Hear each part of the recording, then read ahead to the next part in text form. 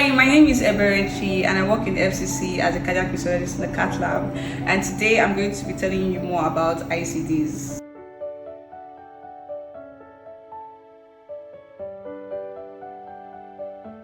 So this is an implantable cardiovascular defibrillator device, commonly called ICDs. It's a battery-powered device that is connected to leads. This port here is for leads. So these leads are connected through the veins to your heart, and then it's just surgically implanted in a minimally invasive way under the skin.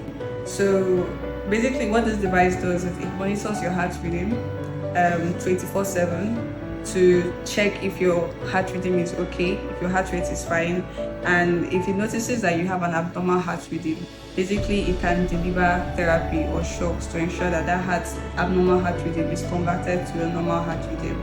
It also has the ability to pace for patients that have slow heart rates.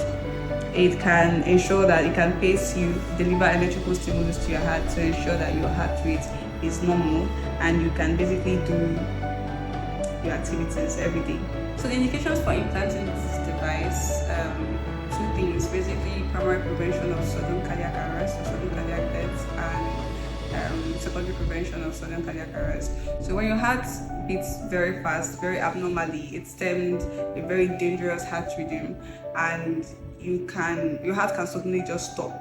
So this device for primary prevention is basically if you are prone to it, if you have a high risk of developing this ventricular arrhythmia, this device will ensure that it shocks you and you basically do not have that sudden cardiac arrest.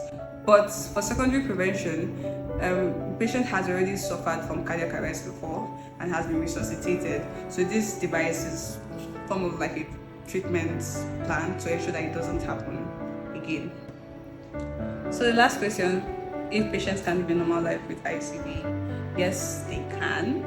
The ICD is basically to ensure that you go back to your normal activities, your normal living.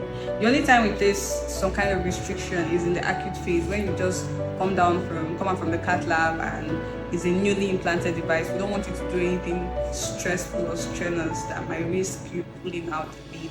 So you might have to halt on lifting heavy loads, carrying objects, driving cars, just for about a month or 5 weeks till we are sure that the lead has fully